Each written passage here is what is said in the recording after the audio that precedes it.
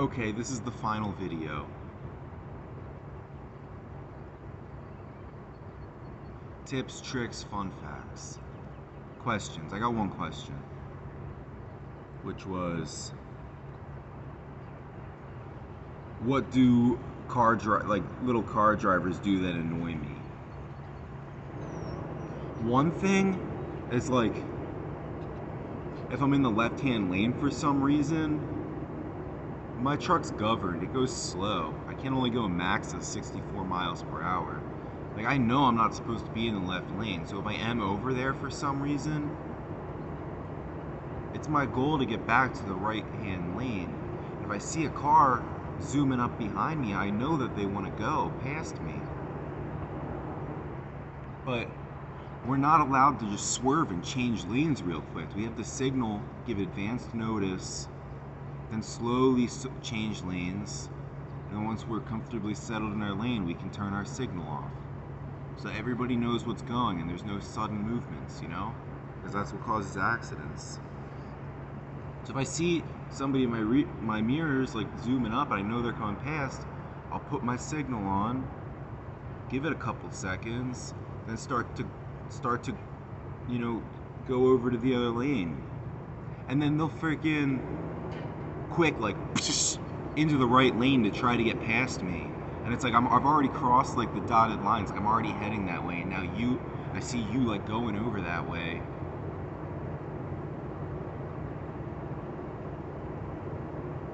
And it's like a lot of times it's like they might be too close to you where I can't see if they're, because like the depth perception is tough in the mirrors, like seeing exactly where your trailer ends because it's so long. Like from the driver's seat, it's like 70 feet or so, or about. So it's like kind of hard to tell, and if they like go over there, I can't tell if they're like, if I'm gonna clip them with the corner of my trailer if I keep going over. So then I'll like hesitate to see if it's like I can go over, like give them time to like back off a little bit to give me space, or if they're not gonna give me space, then I'll just go back into the left lane. But then like they'll like decide like not to give me space, so then I'll like start going back over into the left lane. But by the time I do that, they've already gotten impatient and they've decided to go over into the left lane, so then I have to like go back into the right lane. Like, that's annoying. Like, just calm down. Like, can you give me a second to get out of your way?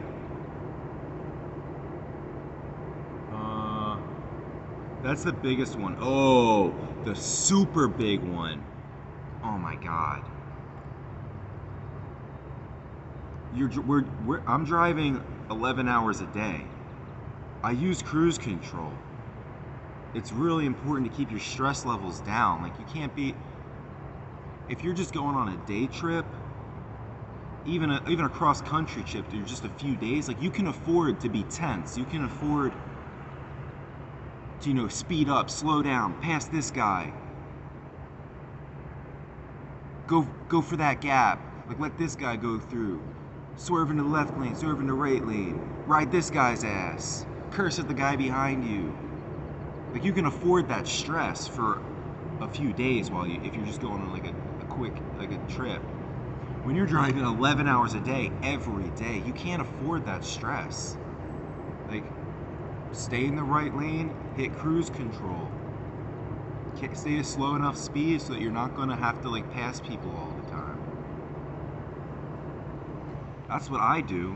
So I set my cruise control, and I'm also trying to make time though.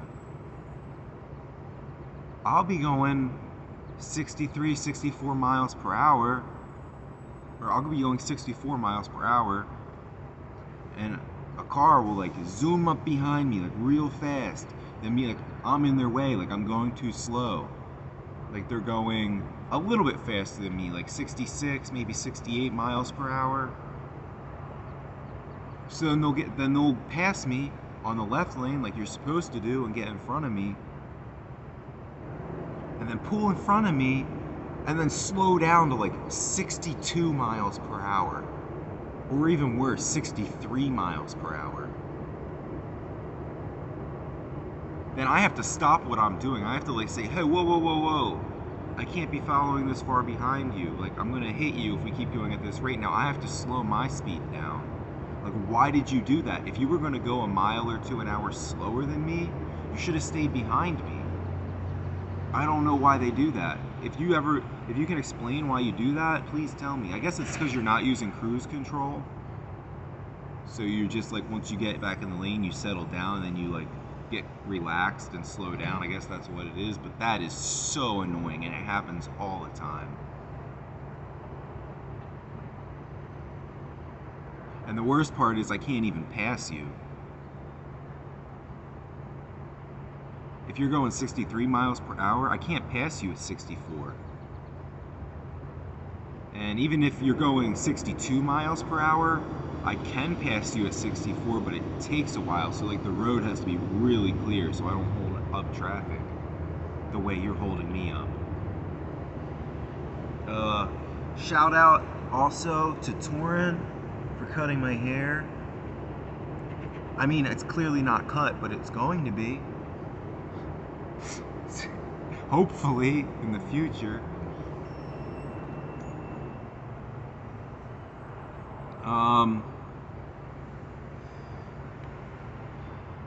I mean, I haven't talked to him. I haven't even reached out to him yet. I don't know why I felt like giving that shout out. I guess like he's like contributed. I guess there's a bunch of people who contributed. Eric for helping me get advice on where to get started, how to get started, and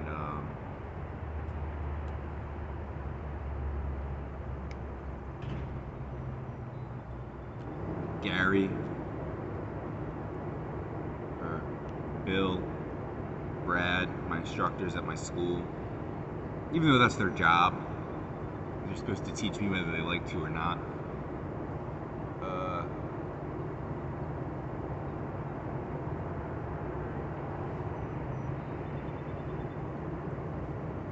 Right, so tips, tricks, fun facts. I'm gonna keep it simple. There's so many tips and tricks. Like, I'm still wearing the same clothes. I mean, I was only wearing them for a little bit. I took them off to go to sleep. I woke up, put them back on.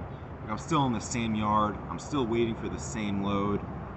I've been here for a really long time, probably like 36 hours. Or has it been?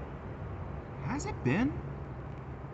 I don't think it's been a 34. I think it's been like 26 or something, or 28. So I'm not even gonna get my reset, but maybe I can get a layover. No, it hasn't been that long. It's been 24. But I was sleeping for 10 of that, so I don't know if that counts. I don't know when the clock starts on that. Tips and tricks. It's just a bunch of stuff. Like this, I could tell you like a tip or trick of how to deal with this situation. There's just dozens and dozens of situations. It wouldn't be a reasonable amount of time to cover all of them. So the best 3 tips and tricks I could think about have to do with sleep, diet, and exercise, which are all uniquely different in trucking life. But those are like your base stats. Like, the better you can nail any one of those 3 areas, sleep, diet, exercise, the more stress tolerance you'll have, the more energy you'll have to deal with these new stressful situations, and like learning the easy way or the hard way, most of the time the hard way, how to deal with them.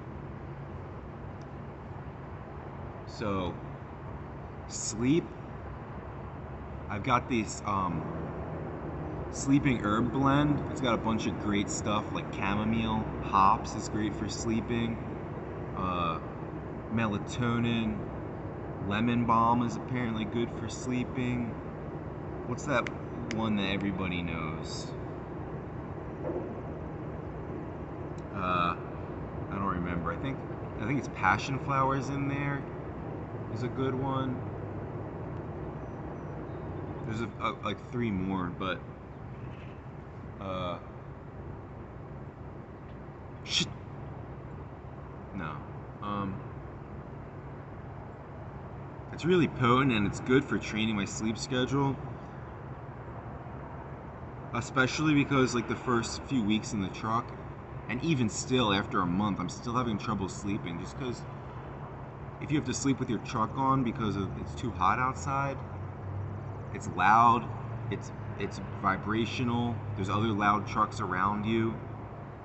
Sometimes, depending on your load, you'll have to screw around with your sleep schedule and go to sleep at a different time every night. You could be going to bed at 8 p.m. one night, and then 2 days later, by the end of your load, you have to go to bed at like 4 or midnight, which when you're constantly doing that, it throws your body off. So I use those that sleeping blend to help like trigger my, like Pavlov's dog, like trigger my body for sleep time. That's really helpful. I try not to use it. I try to govern myself naturally as much as possible. I mean, those are all natural ingredients except probably the melatonin.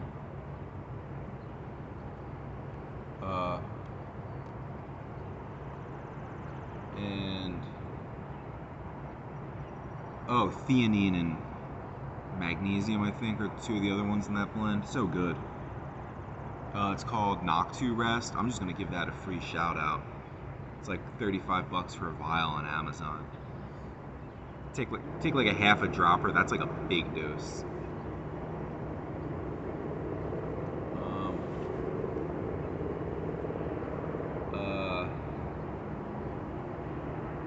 Exercise. There's no way to get to a gym on a regular basis. I do jumping jacks, push-ups. There's this thing you can do for your lower back to this exercise I saw these guys do. It's like you keep your pelvis on the ground and you do a push-up, but you make sure when you do it, you're like flexing your lower back muscles, your lumbar. And that's like good for strengthening that. It gives you like a sitting power since you're sitting all the time.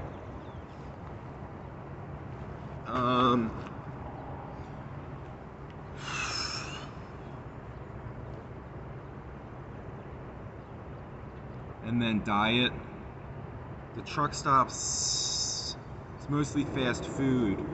It's like usually like a convenience store, like a Wawa style, attached to like 2 or 3 fast food joints. So your options are limited for like keeping a healthy diet, and especially a vegetarian diet, like for me. Like Arby's has good salads. The convenience store always has like trail mixes, like nuts and stuff, and the